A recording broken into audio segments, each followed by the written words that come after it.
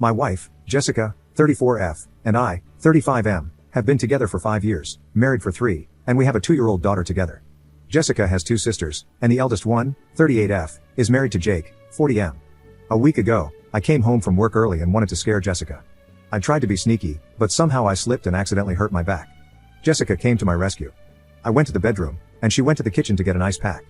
Her phone was by the bed, and a WhatsApp notification came from Jake saying, "You've got the best pair I've ever seen." I immediately knew what was happening. I unlocked the phone and saw that she had just sent some pictures and a video of her exposed chest to Jake, and there were no previous chats before that. When Jessica came back to the room, I showed her the chat and asked, "How long?"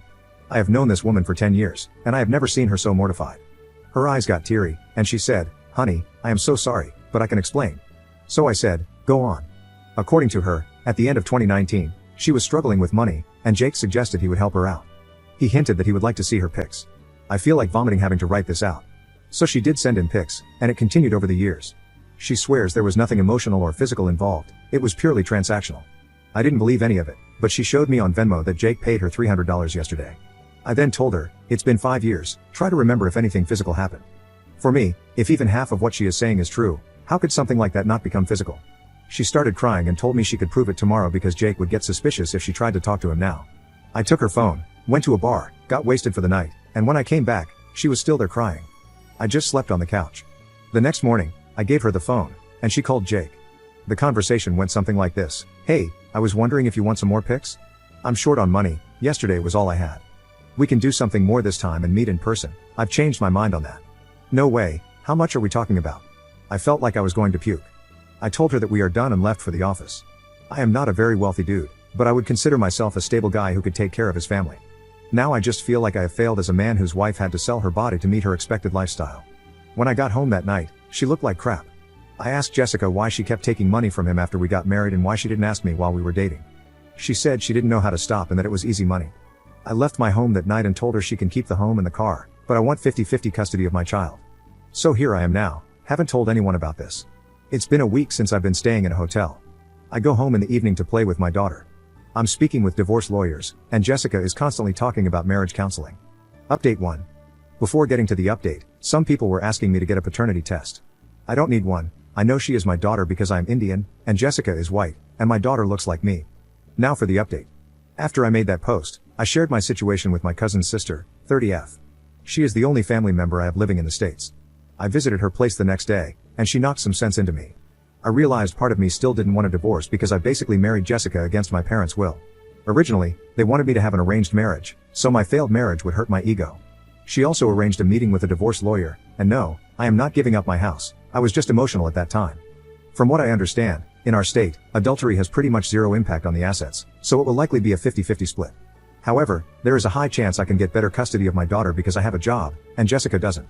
You could also say she is also involved in sex work at this point, which could work in my favor. My father-in-law called me last evening, and he was crying. He told me he didn't know what to say to me and that if he were in my place, he would have left her. Apparently, Jessica got scared and told her family everything after I didn't visit home for 2 days and had blocked her everywhere. I guess I should have done that a little while ago, and Jake is out of his house also. So, I think I will go for a divorce because there is no point of reconciliation at this point when the whole relationship seems fake to me. Update 2. Before getting to the update, some people were cursing me in my DMs, saying I might not earn enough and accusing me of financially abusing my wife and taking advantage of her. I don't think this is the case for me. My salary is close to mid-6 figures, and we have a joint account where I put half of my in-hand salary, and we don't even spend that much. Now to the update. After the day Jessica told everyone about the situation, my mother-in-law called and wanted to talk. She was with Jessica after the whole thing happened. I returned to my home later that evening, and her parents and her sister Josie, Jake's wife, were there. After I got there, Jessica wanted to talk alone. According to her, Jake had been trying to pursue her since she was about 16 to 17. For context, Jake and Josie have been together for 20 years now. This continued for almost 2 years. He used to make suggestive comments about her body, and she told Josie about it, but Josie didn't believe Jessica at that time and told her she was doing this for attention. Jessica didn't tell her parents either because, according to her, Josie was their parents' favorite, so nobody would have believed her. Jake didn't do anything between those years besides casual flirting until 2019 when Jessica was having problems with rent and the whole transactional thing happened. I asked why she didn't ask me about it, and she said we were only 1 month into dating and it could have looked bad. She swears nothing happened after that until last year when Jake and Josie started having problems in their marriage, and he started messaging Jessica again. She didn't entertain him at first, but she had gained some weight from pregnancy and thought I was ignoring her because of it, which I was not. At that time, I was working close to 13 to 14 hours a day to change my niche to another tech stack. Massive layoffs were also going on, so it was a pretty bad time. Now she admitted that she liked the attention and validation this time, but she didn't have any feelings towards him. They started exchanging pics and money, and this happened 3 times. Then she admitted it was cheating, although there were no emotional or physical actions from her side, but she said that she shouldn't have done it. I asked her why she didn't tell me about Jake harassing her when we first met or started dating. She said she thought I wouldn't have believed her and that it was in the past. Then I asked why she didn't tell me the first time I found out about this. Her answer was the same: she believed I wouldn't have believed her because nobody else knew about this. I was just sad about the fact that she doesn't trust me enough to tell me such a horrific incident. Now, I did something I am not very proud of. I asked her about a paternity test. I know it was stupid, but emotionally I was in a weird place at that moment. She was totally emotionless throughout the whole conversation, but after hearing about the test, she broke down crying and started hyperventilating. I started crying too. After about 10 minutes or so, we stopped crying, and she said okay, then asked me if we are getting a divorce. I said I don't know. She then said we should get a postnup before I do something like that. That line felt like a tight slap to my face. I was like, you're not even gonna convince me not to go through with it? Then she left with her parents. The next day, she called crying, asking not to get a divorce and to start marriage counseling. Honestly, I still care about her, and I said okay. So here we are now after some weird couple of days, still getting the postnup. Her individual counseling starts next week, and our marriage counseling starts next month.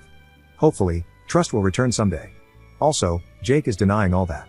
According to him, Jessica seduced him for money, and my sister-in-law is getting a divorce. I know some people are gonna call me a doormat, but I don't care.